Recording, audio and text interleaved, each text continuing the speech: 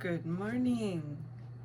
This is Michelle Love, and you are listening to KPCALP in Petaluma, and this show is Dynamic Change. Happy Wednesday to you. And what I do with this show every Wednesday at 11 o'clock is I talk about wellness and how we can create wellness in our lives. And I am a certified wellness coach, self-defense instructor, fitness trainer, and I have a degree in psychology. I have worked in the wellness field for over 30 years in many different aspects. And for more information on me and all the services I provide and classes, you can go to my website, which is dynamicchange.wellness.com. You can also email me from there, dcwellness88@gmail.com. dcwellness88@gmail.com. I hope everyone is wonderful this morning. It feels like it's moving into fall. And today, what I plan on talking about with you and sharing is talking about trusting ourselves as opposed to people pleasing. So I find that I think there's a couple things in life to me that are just the biggest lessons to really learn. And one of them being learning how to love yourself. Another being learning how to trust yourself. And they go hand in hand. And I find that often our culture has a lot of people pleasing, particularly for females, but I think even it doesn't really matter the gender, but I do think that often we second guess ourselves. And the issues with second guessing ourselves are pretty huge that come along with that. And so when we do not trust ourselves, we're not living our life in a way where the focus is about what we really need.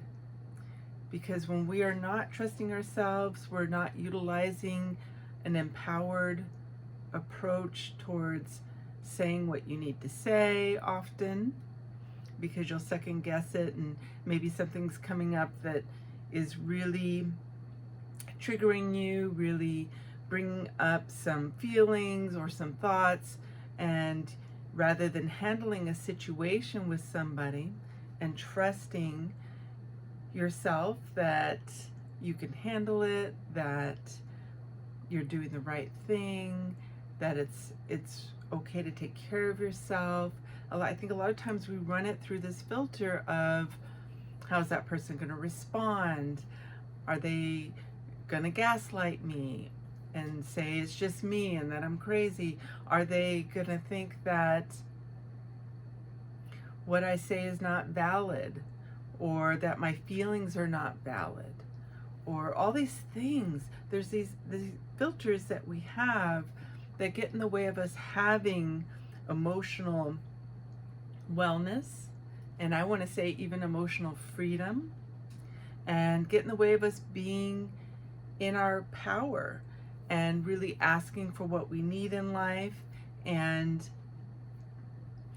also living our lives in the direction that we know we need to go. So if we are not fully trusting ourselves first beyond anybody, part of that is listening to your gut feeling, your intuition, whatever you want to call that. But listening to yourself and being able to tune into yourself and honestly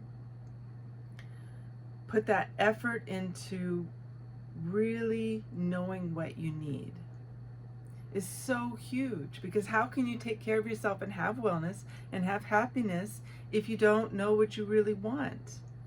And if we are not trusting ourselves, it's extremely hard to figure out exactly what you want, exactly what you need, exactly what's going to help you really feel comfortable and moving in life in a way where you're feeling fulfilled and like you're taking care of yourself. So it's really quite huge, listening to yourself and trusting the feelings and thoughts and insights that come up is just really paramount. And I think it's a muscle we got to develop. I think often we're not used to really listening and trusting ourselves. So to talk about how we can develop this ability, the way we do that is, I always tell people how to slow down. Because in order to be really present with yourself, it's like a meditation. It takes that slowness in life where we're not feeling preoccupied, we're not so stressed out and distracted by life, where we're not able to tune into ourselves and listen. So learning to listen to yourself is huge. And I've talked about listening before, like being able to listen to other people in communication, learning to listen to our kids, and but how do we listen to ourselves? So the way to develop that ability to really go inward and allow your voice to come up to yourself, and allow it to come up so that way you can be true to what you need and trust that voice, is you have to create space for that voice to come up. I think often we get so stressed out, it gets suppressed and pushed down. And that can come from trauma, that can come from experiences where you learned an idea, a belief that's not true, but learned a belief that your voice wasn't valid, your feelings were not valid. So if we were verbally abused as kids, or had physical abuse, or any kind of abuse, psychological abuse, all these things can really affect how much we feel worthy of being heard. How much do we feel worthy of having a voice? And let's just say we've been gaslighted a lot as a kid. Okay, so if someone's been gaslighted as a kid, then, and I like to give you examples, because I think that with my background in psychology, it's really easy to intellectualize a lot of concepts and patterns, psychological ways of looking at things. But I like to make them very real for people to understand how it can feel, how the behaviors can manifest, how it can be expressed in your life. So if there is something that you're like, oh yeah, I do have that come up, I'm giving you tools of how to heal it. So that's why I give you these scenarios, because I think sometimes we just play out these patterns, and it's really easy to understand it in your mind, but it's not as easy to understand how to approach it in life, and how to break it down, and how to give yourself new behaviors and new skills and tools and techniques to heal yourself and heal these patterns, so that you can have more well-being, more emotional ease and wellness throughout your life. So today, let's see, I'm going to make up a name for us today. Let's say the person's name is, I'm running out of names. Tammy. I don't think I've used the name Tammy before. So let's say Tammy grew up, and I'm going to use the example of gaslighting, because that's a particularly insidious pattern. And gaslighting means when, let's say, the parent, one of Tammy's parents always kind of put them down when they were trusting themselves, trusting their voice, trusting what they felt they needed to say to feel emotionally better. When they brought up something and they said, I really feel I feel quite sad when you tell me that it's stupid when I do this particular behavior. Let's say they grew up and the parents were using that kind of verbiage with Tammy, that when she did something they didn't approve of, they would tend to say, well, that's stupid, you shouldn't do that, or it's stupid to do that, or whatever. And they were saying it in a way where she felt they were saying she was stupid, and they would also say she was sensitive, overly sensitive. Now, I've talked a lot about empaths, which are very sensitive people. I've talked a lot about people on the spectrum and autism, which are also people that sensory-wise are very sensitive. And so I think it's really wonderful to be a sensitive person. It can make you more insightful. It can make you more compassionate, more empathic towards others, and there's nothing wrong with it. But I do think that there has been a growing understanding towards, really sensitive people, and sometimes, especially our old school kind of mentalities, we haven't learned how to address it in a way that embraces it, that is able to be present with it in a way where we're not judging it. Because when you're really sensitive inside, you can't change it. It's just who you are.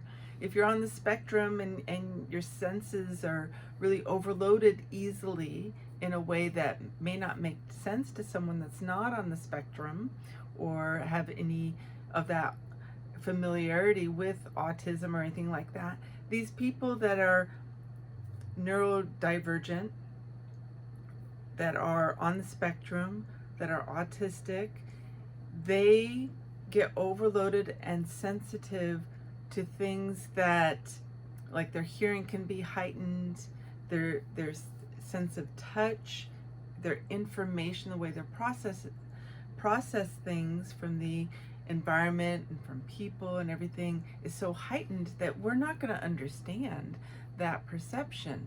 So we are learning how to understand that and embrace that in a very positive way, I think, more and more all the time. But often in the past, when people were sensitive people, maybe they felt a lot, these weren't deficits or bad things, but we didn't know how to respond to it in a way that was always very supportive. And so these are just examples. So let's say Tammy is a little bit on the spectrum, and which just means that they're very, very sensitive, often very intelligent, and very so Tammy would have strong responses to how people treated her and what they said, and she also needed more downtime. She was a little more introverted than a lot of people. She preferred to kind of be alone a lot.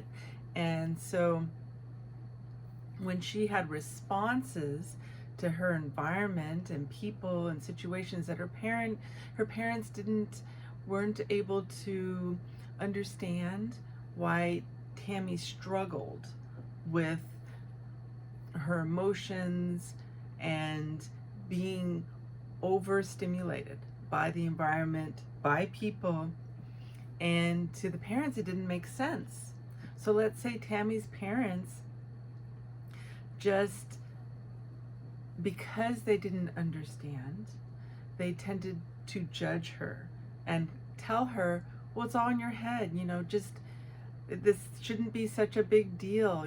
Why are you crying again every time we go out in public, or when we're at the mall and we're around a lot of people? So someone on the spectrum, so Tammy's this little kid, and Tammy feels so much more from the noise, from the smells, from, all these people. She can feel it. She can feel it 100 times more than the parents, because the people on the spectrum, they feel so much more. So the parents can't relate to it because they are not feeling all of that imploding stimuli from all of this environmental situation. They don't even feel it. So to them, it feels kind of crazy. They're like, why? And they're frustrated. They're like, I don't understand why we can't go to the mall. I don't understand why you cry and want to leave the second we walk into the mall. There's these things where maybe the parents got impatient with her on a regular basis, and they would respond to it in a way where they would kind of tell her, well, you're being irrational, you're being unreasonable, this is, kind of crazy behavior, doesn't make sense to me. Let's just say the parents got frustrated and upset, which, the parents didn't understand.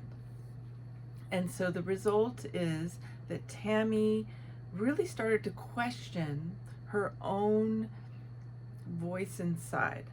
She started to feel like, well, maybe they're right. Maybe I am unreasonable. Maybe it is kind of crazy that I have this response. Because if you think of Tammy being on the spectrum, because I've raised a kid on the spectrum that I adore, but in trying to understand their experience, how does it feel when people regularly, frequently don't understand you because you have such strong responses that are totally legitimate, that totally make sense, that totally are a reaction that you can't change? It's just honestly a complete healthy response to the situation, but it's so different than everyone else in the room maybe in that moment. Maybe there's 4 other people in the room and they're not on the spectrum at all, and so they don't understand why you appear upset or a little bit off in their eyes. Understanding how that kid feels, how Tammy would feel to regularly get this projection from other people that she's a little off, or she doesn't quite get it, or she gets so upset so easily, or she often, looks a little anxious and has to leave early because of the stimulation, because of all the feelings. So understanding how that can be a little crazy making for Tammy, I think is really important to understand. People that process so differently and feel so much more, and really empathic people, a lot of times empathic people read the room much deeper than your average person. And I've done shows on being an empath, and I've always been an extremely strong empath, and so their experience is often a lot more involved, and they are able to feel the things that everyone's really not talking about, but maybe they're emitting emotionally and with their energy. And so it's a very different experience. And so when you are growing up, Tammy's growing up around people the parents are just not able to understand, and they're reflecting Tammy's inner feelings, voice, processing her whole emotional experience as unreasonable, as this, that they get so frustrated that they say it's kind of crazy. They say that it makes no sense to them. What does that do to her internal dialogue of being able to feel rational, valid, intelligent, and that she's completely reasonable with her emotional processing and responses? And at that point, so maybe Tammy, so gaslighting is when, let's say, if the parents are very, they're not, they love their daughter, they love Tammy, They're not trying to make her feel crazy or judge or feel like she can't trust her inner judgment, but them saying these things to her all the time when Tammy's like, I feel this way in response to a situation, and that response makes no sense to the parents, and the parents' response is, you're being unreasonable, this is kind of crazy behavior. So gaslighting usually kind of has a little more of an intentional kind of negative, I'm trying to make you feel crazy for your feelings, a very manipulative kind of definition, but it's an example of how it can play out where someone is telling you that your feelings, your emotional response is crazy, it has no validity, it has no substance to it, simply because the parents don't get it. So, and what they're doing is when the parents are saying that, they're not necessarily trying to harm their child, manipulate their child. You know, a lot of times when people talk about gaslighting, it has this, hurtful agenda. They're not trying to hurt their kid. But Tammy grows up questioning herself, feeling a little, like she must be irrational. She must have something wrong with her. She must be a little off, a little crazy. No one was able to understand, be present with what she needed in that moment. So she grows up feeling like she cannot trust her own inner dialogue.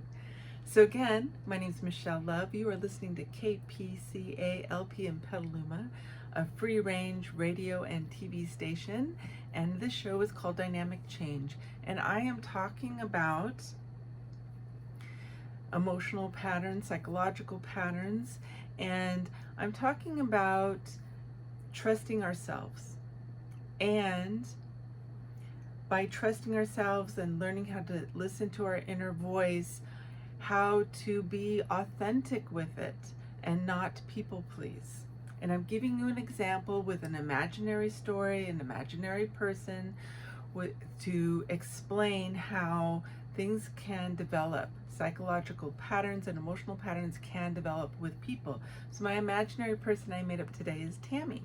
So Tammy grew up, she's on the spectrum, and she grew up not understanding how to trust and listen to her intuitive, internal dialogue and voice because her parents just were not able to understand her as a person being on the spectrum and being very sensitive. So they responded to her, they weren't trying to harm Tammy, but they responded in a negative way to her sensitivity, to her expressing her sensitive needs and having this voice of trying to find a way to relate to her environment in a way that felt more like it was able to meet what she needed. So when she asked for what she needed, it just didn't make sense to the parents. So she grew up feeling that her emotional needs were unreasonable. So as she grows up, how can Tammy be able to listen to her internal voice, intuition, and what she needs so she can trust herself? So when Tammy grows up, when she's relating to people in the world, she doesn't feel fully in her power. She doesn't feel empowered because she's always second guessing herself, because she grew up with this kind of situation where everyone was kind of putting down what she was saying she needed and how she related to her environment, related to people, and also, so Tammy needed certain things to feel safe. So if Tammy, being on the spectrum, feels overloaded all the time, like basically her experience of being around others and everything, she needed it much more contained and simple, to not feel overstimulated. So people on the spectrum are feeling things 100 times more than your person that's not on the spectrum. So imagining how that may feel for Tammy. So Tammy may need to do things more one-on-one. Maybe Tammy needs to take more breaks at work just to kind of be acclimated just with herself. So the thing is, when someone is on the spectrum and they're feeling everything so much, they may need a break to kind of feel grounded within themselves, to feel like they have some separation from all that input. Okay, so they're feeling 100 times more than your average person. I'm just making examples here, but to create some understanding and awareness around what Tammy may be feeling is all of this stimuli, this it's almost like a pressure of noise, a pressure of feeling people's emotions as an empath, a pressure of she's much more sensitive in her body. So maybe if she's around a lot of people and it's a closed space, it just starts to feel crowded because her sense of feeling, it's almost like your personal space bubble, is instead of having, a lot of times they talk about like your personal space bubbles like 3 feet or whatever, but maybe for her, once people get to be about 5 feet close to her, she can feel them because she's really empathic too and emotionally sensitive, where she kind of feels the people. So that them people being 4 or 5 feet away, if there's a lot of people, like that's why she doesn't like being at a mall or a really crowded space, is she starts to feel the people a lot sooner than someone that's not on the spectrum. So they feel people sooner. So that means a lot of people, they're feeling the people a lot more. Maybe they have a heightened sense of smell, so they smell things a lot stronger. And so when they're in an environment where people are wearing a lot of cologne or there's a lot of noise, they just feel everything more. So for Tammy, she may need to really have an environment that she can take a lot of breaks. She doesn't like to be, she likes to work. Maybe for her, for work, what really helps her is doing something that's kind of a cubicle kind of work, where it's kind of isolated. It gives her a little distance from people, but she needs several breaks throughout the day just to kind of take a break from the stimuli of the environment. Little things like that, drinking water and just kind of doing some deep breathing, going outside, being in nature, all those things help. But so these are the kind of things that help Tammy. But because she grew up kind of articulating what was upsetting her and she didn't know how to find those solutions for herself, her parents were, frustrated. And so now she's in the world as an adult, and when she's in relationship, like let's say with her husband, let's say she's married, she has a husband, and when something is upsetting to her, Tammy grew up people pleasing her parents because she became she was very sharp little girl, and she realized that her parents just kept getting frustrated with her and were unhappy with her because she needed more things. It was too complex for them to really get in that moment. Kids are so brilliant. And so she realized, okay, if I just try to stuff this down as much as I can, which is not fun to stuff those needs down, but if I can just try to be quiet rather than responding to my environment, which really stressed out Tammy to internalize this, but if she just agreed with the parents that they were right and that she just needed to kind of not be so sensitive, not be this, that it seemed to please them, and they weren't so frustrated and angry with her. And then at the end of the day, she has tried to keep all these feelings in all day. And at the end of the day, she kind of has this huge meltdown.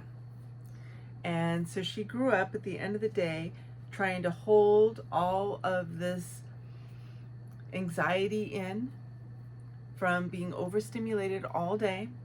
And then at the end of the day, she cries at the end of the day.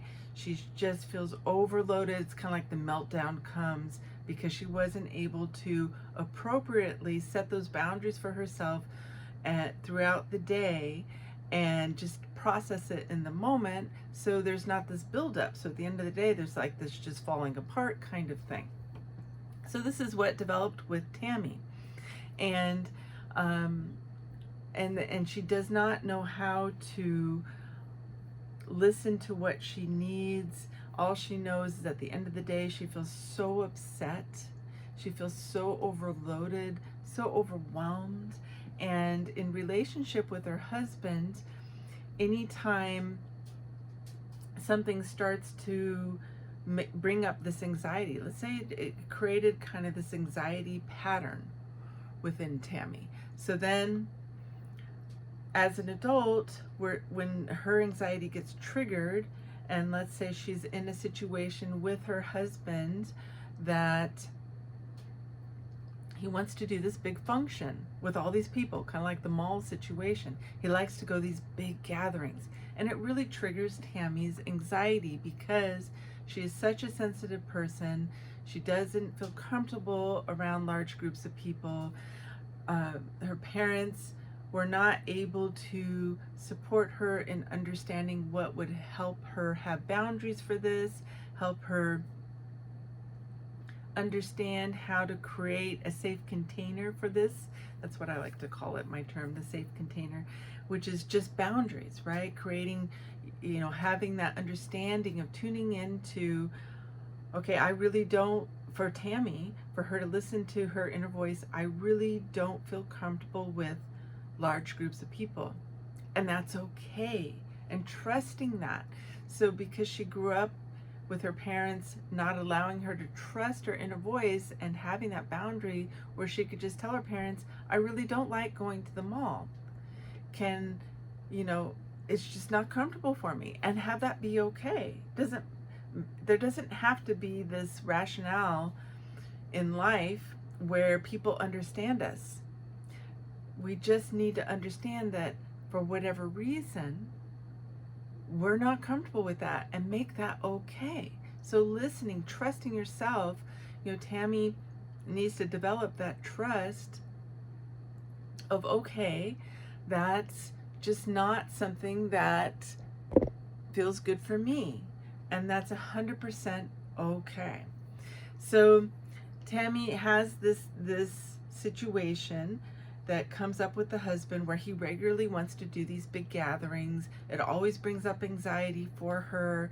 She doesn't know what to do with this. At the end of the day, her anxiety is so built up through all these patterns of not being able to set boundaries for herself, not understanding how to trust herself, and has been so kind of imprinted with the parents on just people pleasing. At the end of the day, she's just melted down. She cries every night, and she isolates from her husband, and she feels like a failure because she has this pattern that she just doesn't understand why she feels so upset every night like this pattern that has developed, this kind of coping mechanism where she needs to fall apart because there's just been too much. Because crying is actually a physical, even like a chemical, physical release for our body. It's not just emotional.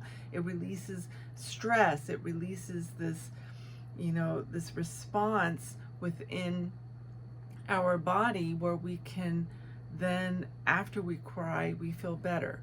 But it would have been easier for Tammy to be able to understand her intuition, to understand her inner voice, her inner dialogue, to have healthy boundaries in place for herself, to stand up for herself, so that she doesn't have to not only have all this anxiety due to the lack of feeling safe by being able to have those boundaries, and then at the end of the day just fall apart and then have to cry in order to find some sort of relief. It would be so much better if Tammy understood how to listen to herself and develop these boundaries that she so desperately needs and is completely entitled to having. And so Tammy realizes that she needs to do something different. So she decides to, let's say she got some therapy and is looking at this pattern. So she tells her husband, let's say Tom is her husband.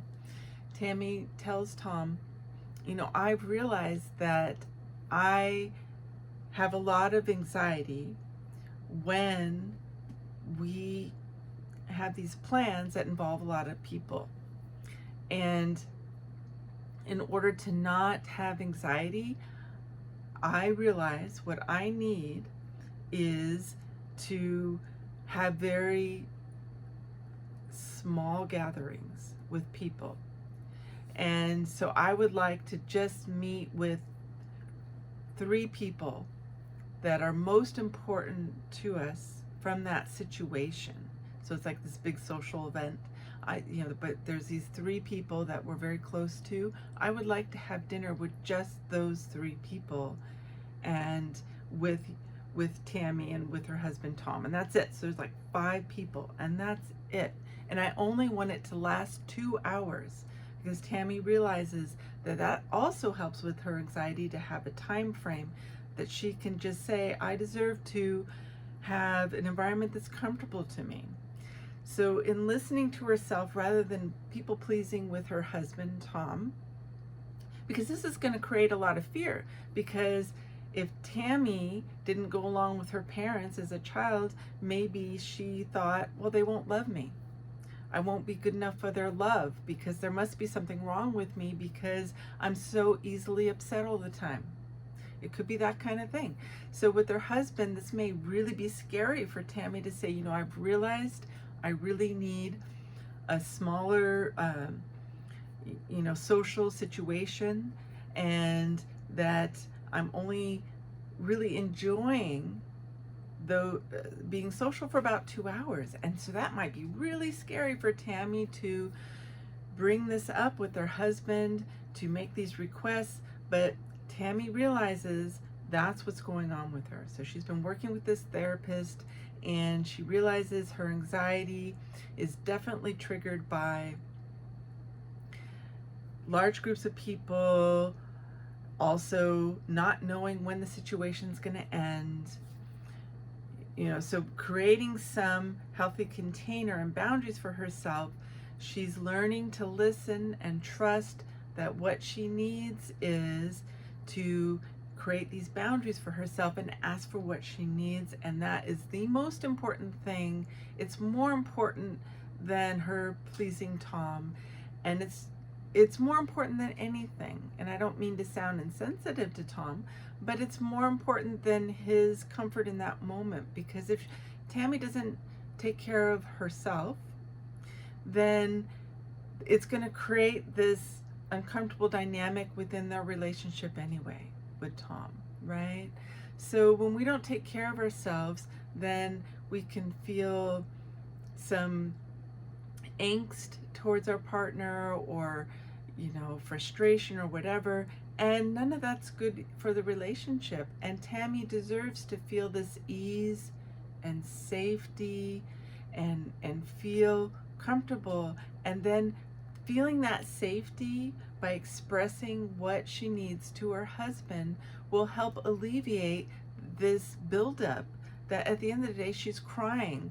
And maybe Tom doesn't like it that she's upset every night. He feels like it's his fault. It's creating all these other things. And none of this is Tammy's fault. None of it is Tammy's fault. And so Tammy, in recognizing the more that she trusts what she feels like she needs and forces herself, because it'll be scary to do so, to stand up for herself, but forces herself to speak up, forces herself to ask for what she needs. And when she trusts that, she realizes that the anxiety is lessened. It's fantastic. And then at the end of the day, she's not so upset. It starts to get better and starts to get better. And so listening to what we need. So in order for Tammy to listen to what she needs, she had to slow down a little bit. She had to create a situation where she was really listening to her internal dialogue, and the therapist helped her do this. The therapist, was asking questions, well, when does this anxiety come up? And when we're talking just about ourselves, taking that time just for ourselves, the world's not, the phone's not going off, there's not other people in the room, creating space to where you can listen to what is going on with you. So you can do this by deep breathing, by meditation, sitting in nature helps. I talk about this a lot in my shows, going to therapy where someone's helping you go inward and listen, but just slow down as much as you can and try to acknowledge what seems to bring up this uncomfortable feeling that leads to anxiety, and try to narrow it down. And that's trusting yourself, that's listening to yourself, and then trusting that you know what you need, trusting that you know best what you need, trusting that you are intelligent and that what you think and feel matters. So I think when we don't trust ourselves, it's because we have grown up with situations that instilled belief patterns where we did not feel empowered to have a voice, empowered to speak up for ourselves for whatever reason. And that really gets in the way of just right away when we think or feel something, just really trust that that's true. Trust that it's right, because it's right for us in that moment. And if we keep tuning into what is right for us in that moment, what feels the absolute best for us in that moment, and how can we respond to that by, okay, I obviously need to have space for myself right now, and make it okay, trust it. Or you make a decision, and maybe Tammy makes a decision rather than trying to people please or let someone talk her out of it, saying, no, I really think this. I really think it's better to do, the trip on this day. And rather than really sticking to her guns, because a lot of times we just need to stick to our guns. Maybe Tammy was planning a trip with her husband, and that social, let's say that big social gathering that her husband Tom, again, these are my imaginary people I brought up for this to explain this dynamic, but let's say Tom had decided that he wanted to go to this big function with all these people on a particular day, and Tammy realized in order to really trust herself, trust what she needed, she had to change the whole thing and be brave enough to be forceful enough and just really tell her husband, no, look, I've realized that's too soon for me. I have this big project at work that I need to get out of the way. Once I have that out of the way, I feel like I can fully relax. So it needs to wait one more week. I need to go 2 weeks, not just 1 week when Tom wanted to go. In 2 weeks, I'll be ready to go. And I don't want to do a big gathering. Let's say we go out of town to where these people live, this huge function where these people are, and we really wanted to see these 3 people, and they wanted to go to this huge event with us. But I don't want to do the huge event, but I do want to see those people. So why don't we just go take a nice road trip and go see them and have dinner with them for 2 hours, so we can see these people, spend that quality time one-on-one. And for Tammy, the solidarity of it, where they do a road trip together, just her and Tom, really feels good to her. It creates, because she's more introverted and she's so sensitive, that this really simple road trip makes her feel safe and comfortable and relaxed, and she can really enjoy her husband, her time with her husband. So for her, that feels so much better and connecting. And this helps their intimacy, this helps their relationship. This is so healing for her to relate to her husband one-on-one in this really simple environment of just doing this beautiful drive in the country. Let's say it's a beautiful drive to get there too. They decided to do the scenic route, and she can connect with her husband, but she trusted what she needed. She needed to feel things simple and calm, and she needed more time to be able to relax. She wanted to see these 3 people in a 2-hour block, because that what makes her feel like she can really connect with these people, and then that's it. She doesn't want to do a big drawn out situation, because she realizes she feels drained after 2 hours, and it's because it's just too much for her, and that's totally okay. And she doesn't want to go to the big function. So even though this may trigger more anxiety to stand up for what she needs at first, if she forces herself, once you can realize what you need, force yourself to do it, and then you feel all this relief after you force yourself to say what you need and to start trusting yourself and acting on it, instead of people pleasing, instead of Tammy people pleasing her husband, trusting herself, acting on it, and that this will have this really healing effect in her life. So what I recommend to people when I've talked about, being empowered, being in your voice, so trusting yourself is about pushing yourself to do what you know you need to do, say what you know you need to say, creating space to listen to yourself. So you can do this with journaling, you can do this with sitting in nature.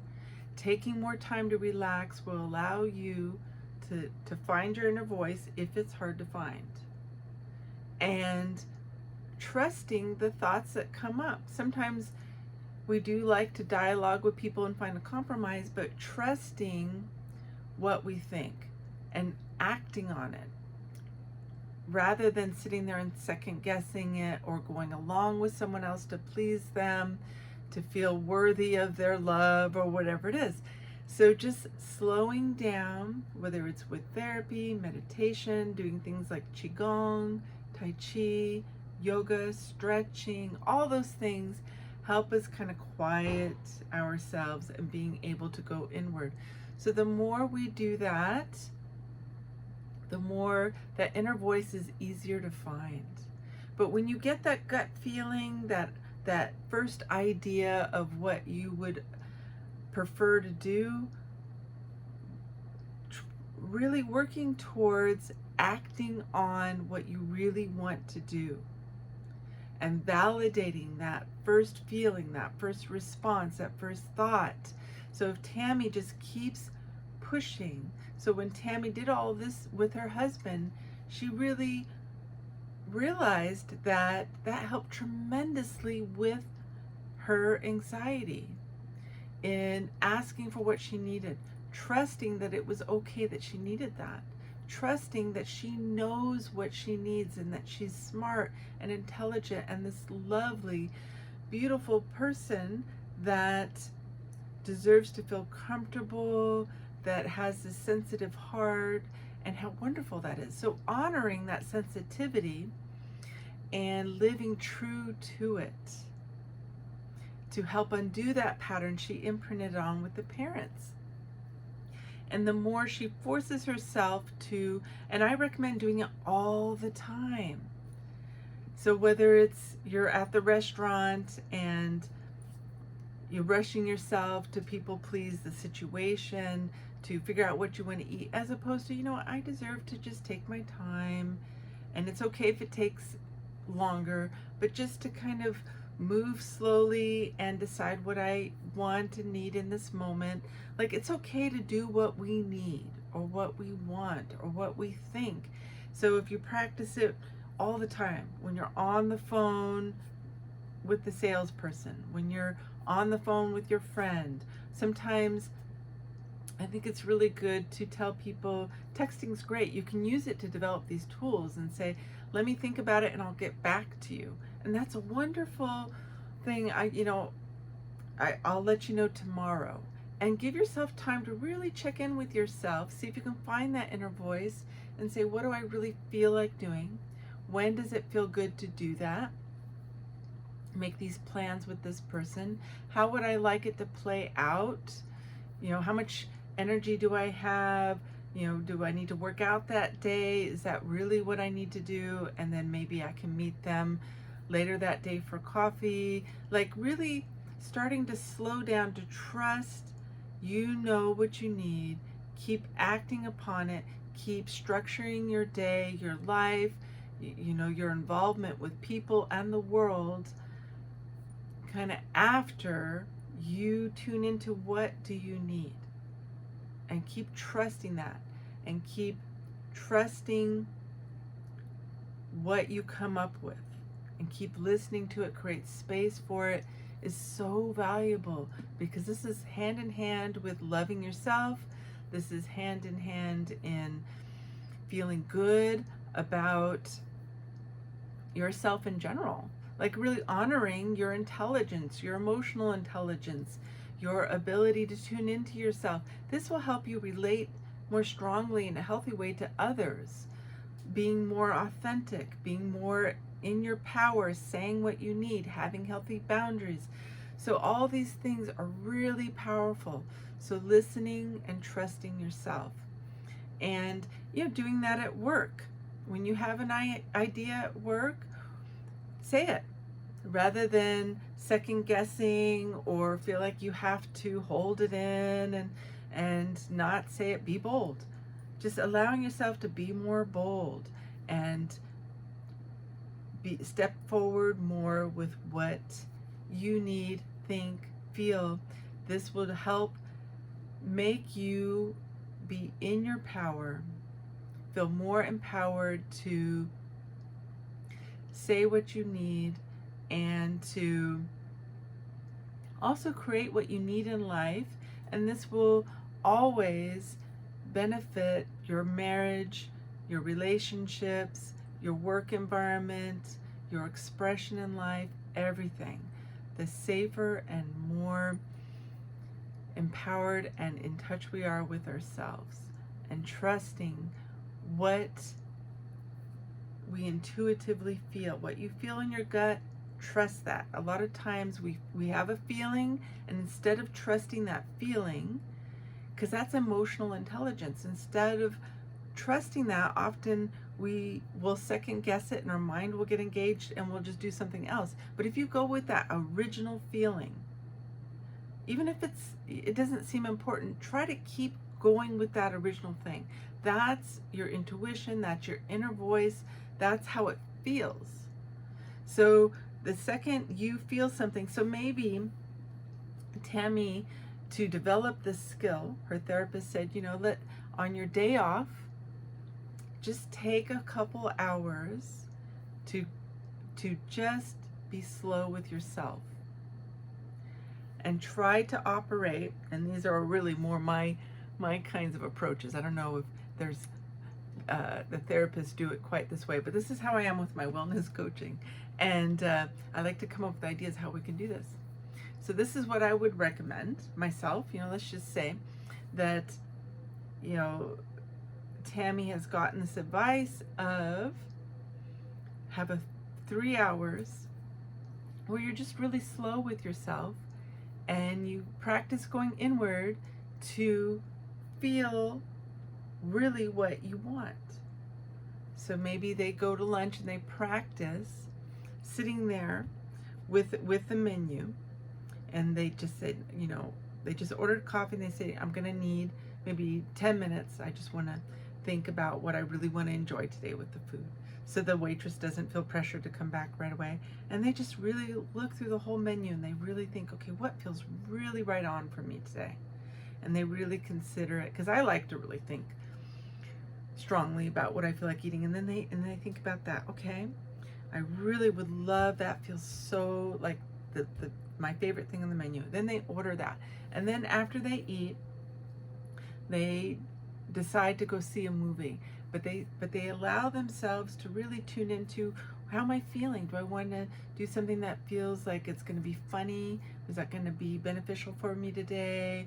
Or have I felt really emotional lately, and maybe if I go see this really deep movie, it might really give me an outlet for crying that will just feel good, like this release. Or maybe I've been frustrated with work, and the action movie will feel like exciting and allow me to just kind of release some of that. Or maybe I need to exercise later today or go for a walk. Like feeling, what do I need, and trusting that, and trusting what comes up, and keep going inward. What would really make me feel good, and trusting that. And then maybe pondering also, is there any boundaries I need to create for myself to have a little more ease in my life, to release anxiety. And so Tammy maybe does that once a week.